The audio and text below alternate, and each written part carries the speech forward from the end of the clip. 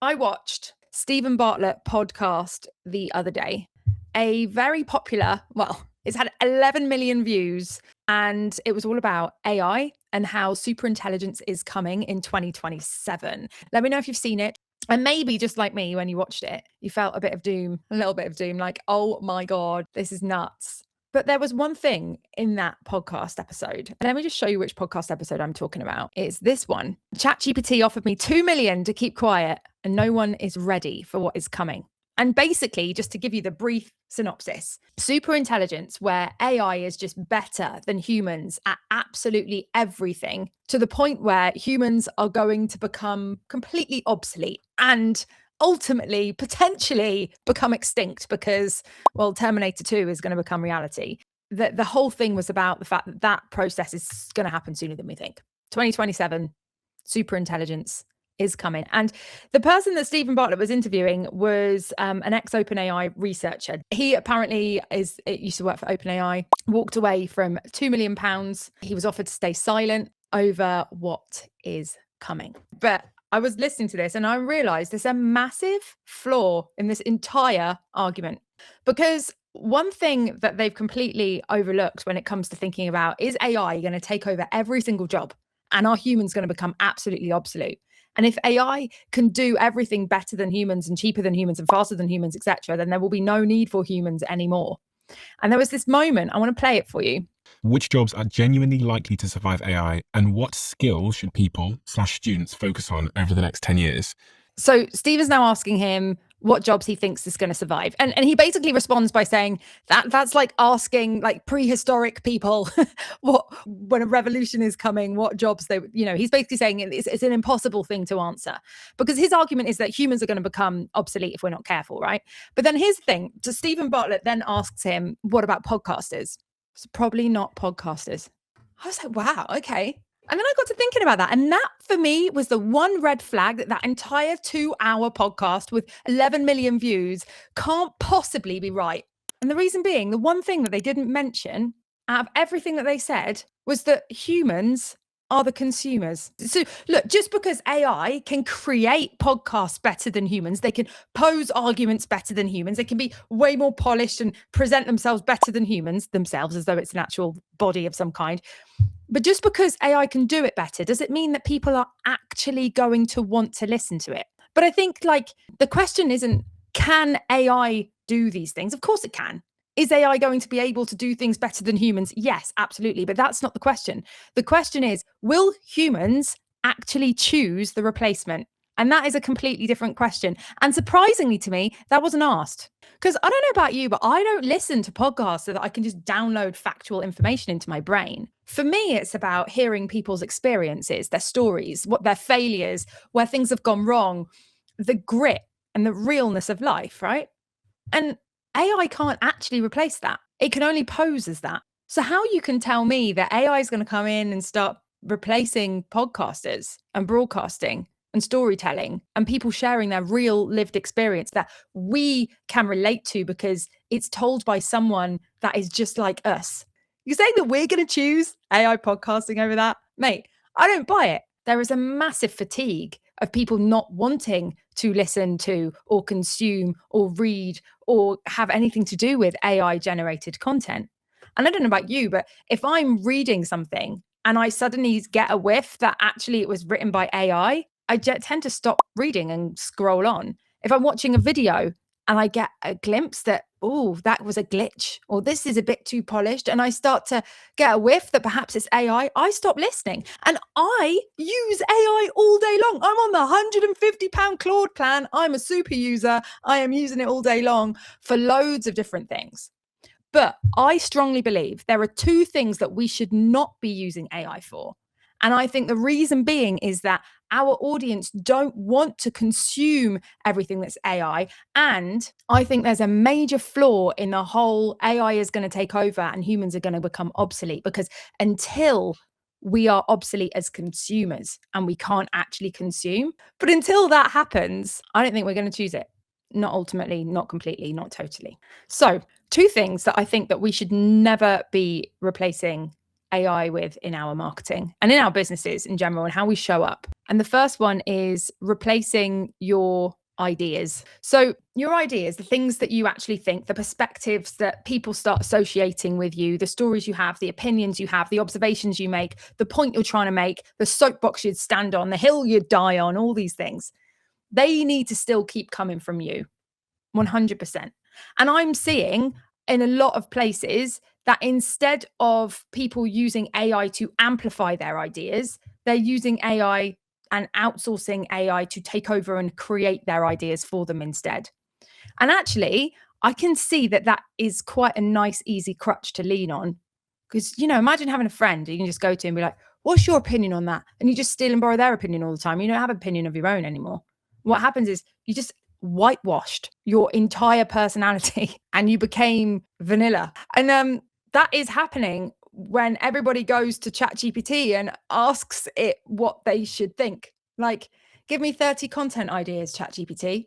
Write me a controversial opinion about marketing. Give me 5 thought leadership posts. And it's like, well, these things should be coming from you, from your mind, from your brain, because otherwise you're just producing something super generic. And I think when we're tired and we're exhausted and, we've got a lot going on and we're juggling and we've got this amazing tool that can just generate and create stuff, it's very easy to lean on that and to have it essentially come up with all of your ideas, arguments, opinions, and thoughts for you so that you can just process them, put them out there and keep on going. Because I don't think any business owner really wanted to be a marketer. But the problem is that if you are somebody who is running a business where you are the service, like you are an expert that's teaching people, you're consulting or you're training or you're a mentor of some kind or you're a coach, then having your personal brand as the way you market your business is really important.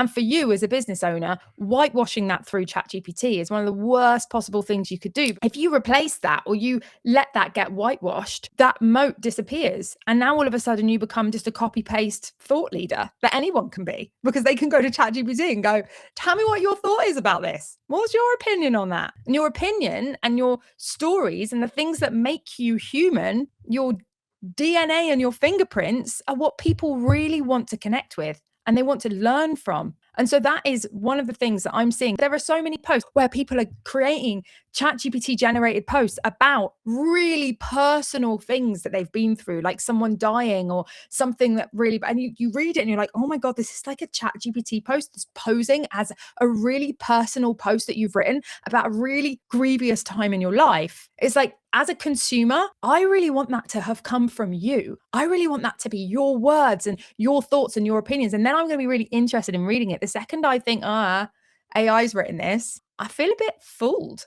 a bit like you're trying to deceive me, or a bit like it's not really you, and I'm less interested. And so what we want to be doing instead is using AI to elevate your ideas, using AI to help you make your voice louder and spread your voice further. And I've got a system for that I'm going to walk you through on this show a little bit later. But first, the second thing that we do not want AI to touch or replace, or that we want to just outsource this to a nice little AI agent to do for us, for the expert-led coaches, consultants, mentors, tutors, trainers, the absolute worst thing that you can be doing is outsourcing the relationship building to AI.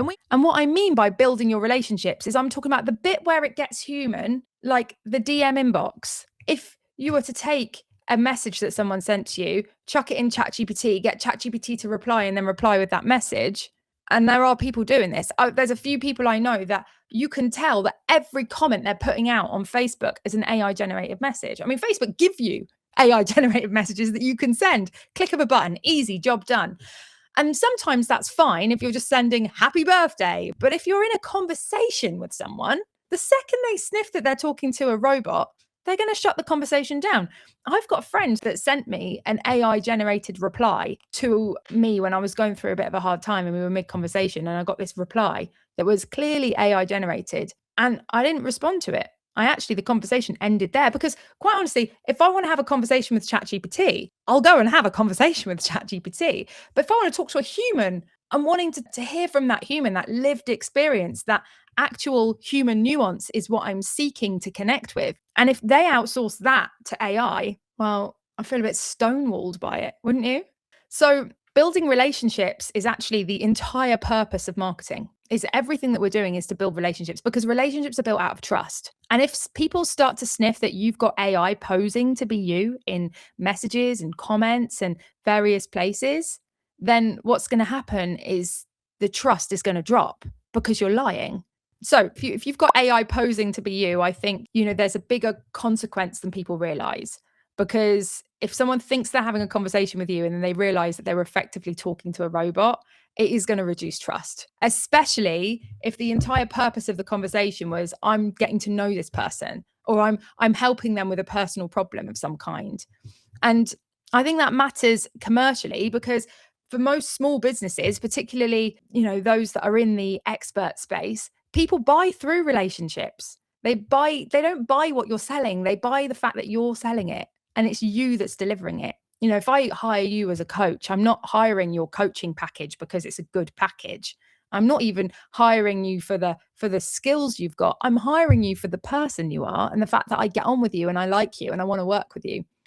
So I think the reason why people get seduced by the idea of automation is because, they can respond to 200 people rather than 20. There's like the volume trap. You can get really, really loud. You can put loads and loads and loads of stuff out. You can reach more eyeballs, reach more people. But I think the quality of the connections that you're making beats the volume of the interaction. But are they going to connect with people? Is it going to start meaningful conversations?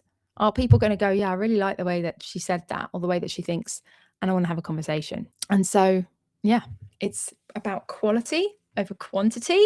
And quantity is great if we can have quantity and quality, but we do not want to replace quality with quantity if that means that we're not going to actually be making any connections, which is the whole bloody point in the first place of marketing and putting yourself out there. So I have a very simple way of using AI to elevate my humanness and my connectability and my ideas, etc. And I'm actually doing it right now as we speak. And so I'd love to walk you through it, because I think it's very, very simple to do. And it makes a real impact, because you can multiply one piece of content into hundreds if you were to really stretch it out. And all of them will have come from something real. And that is you. And so what I'm speaking about is live broadcasting and going live to talk about something and to share your opinion on something, or to teach something, or to tell a story on something.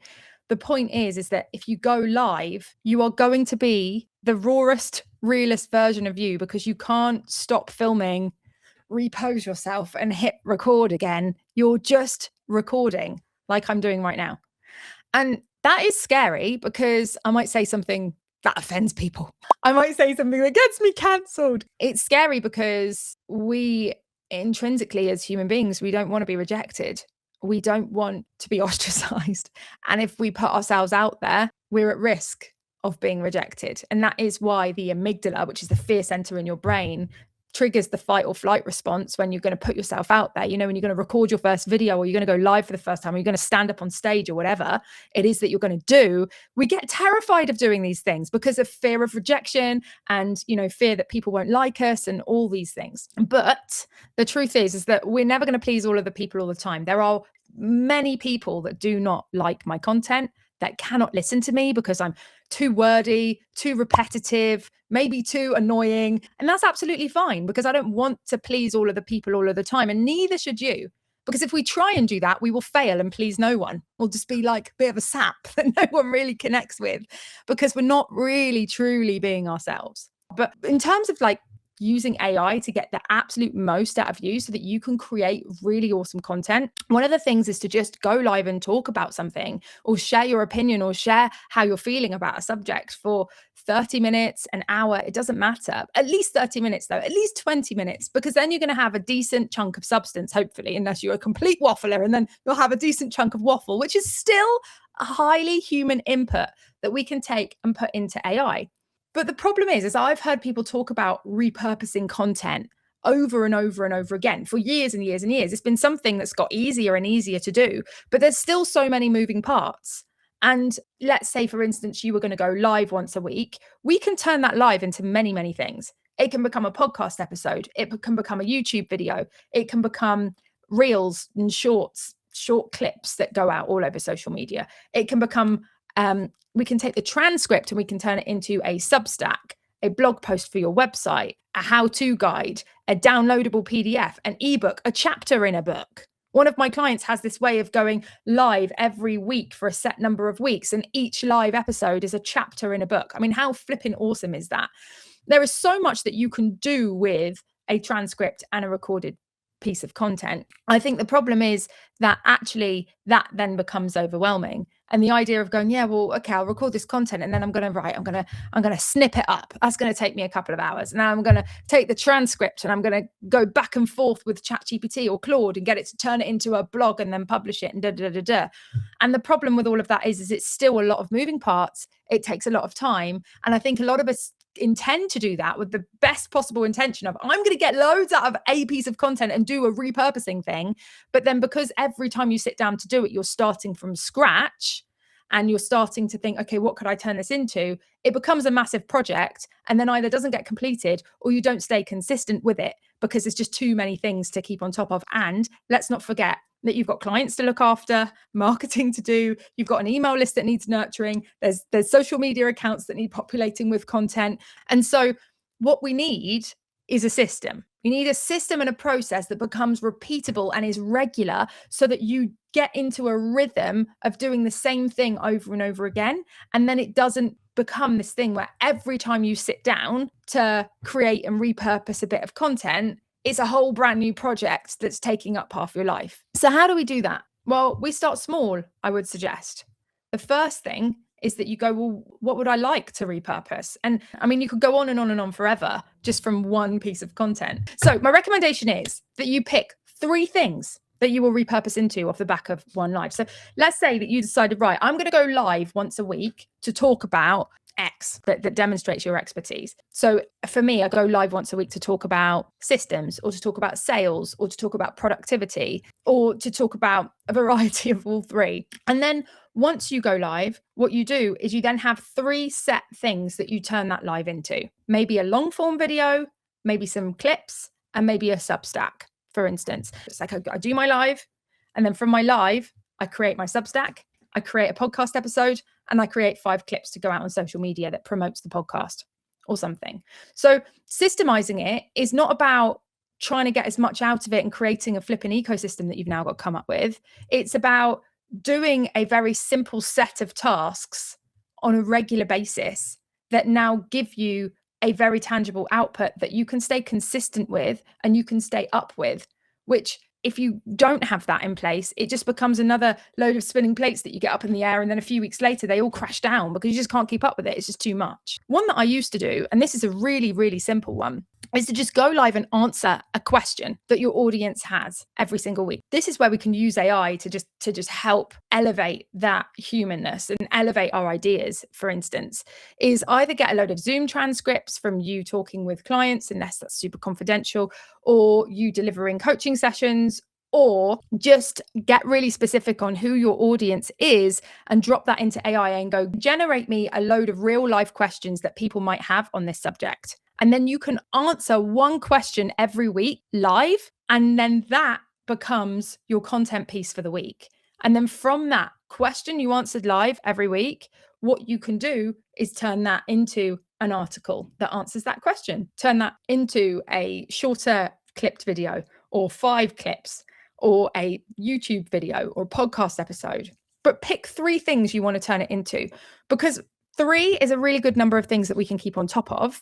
And once you get into the rhythm of focusing on those 3 things and doing them rhythmically to the point where it's now becoming a habit and you've got a system underneath you that supports you, then you will be able to add more things to that and be like, oh, actually, I also want to create a carousel post once a week from this, or I want to create a blog post for my website, or I want to create an email newsletter to send out to my list. But don't try and start with 20 things because you just won't keep up with it. It'll just be too much, too bitty, and too hard to get traction from those things individually. So I want to introduce you to something that enables you to actually start systemizing workflows really simply, so that you can build these repeatable systems around. This is Airtable.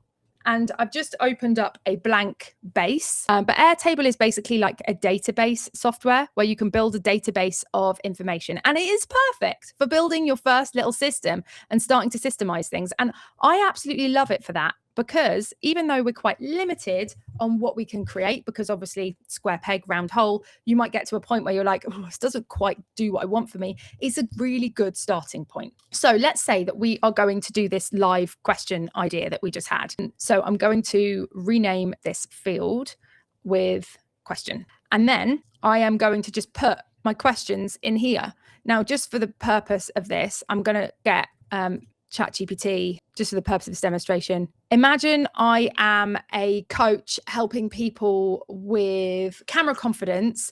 I want you to come up with a load of questions that my audience might have around camera confidence. Right. So we're going to grab those questions from there. Whilst they're generating, I want to tell you that what I recommend you do is try and actually get real questions that people have as much as you can, because what I find with AI is it's kind of like it's not lived the human life before, and that's because it hasn't.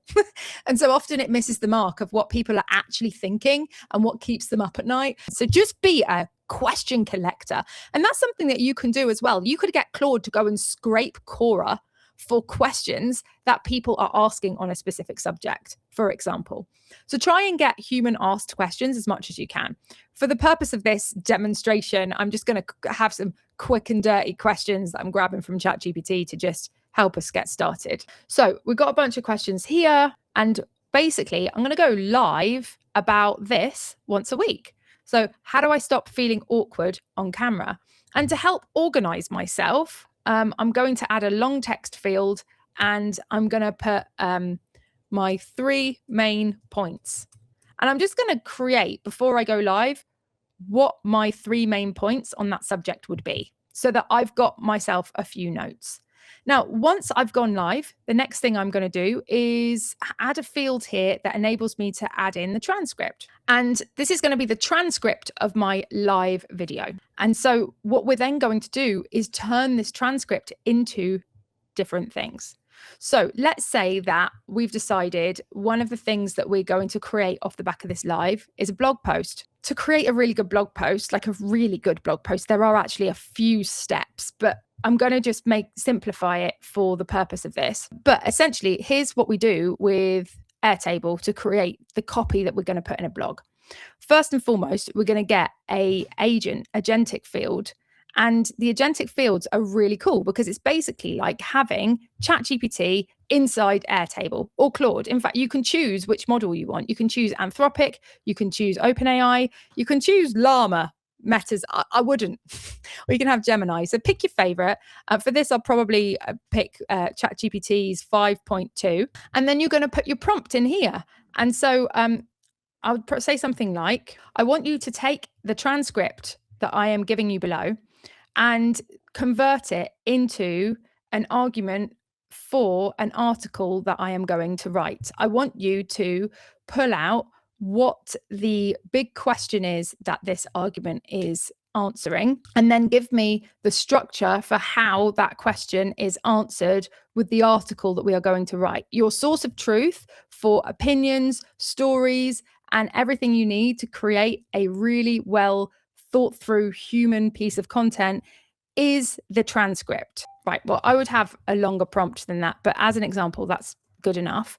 And then we are going to then have to put an input in here. Otherwise, it doesn't work because it needs to pull something in as an input. So this add field needs to have something selected, transcript, and we can create. Now, nothing is going to generate because we don't have anything in the transcript section. But when we do, there will be a generate button and we can hit generate on that. So what I can do actually is grab a transcript and we can pop it in. It might just take a minute. But essentially, we've got the transcript there. Then we'll have this AI tool that creates the value proposition. And then what we would do is create another AI tool here that takes that output and turns it into something else. So you would go, right, now take this and turn it into a proper structure for a blog post. And then we go, right, now take this structure for the blog post and write section 1 in my voice.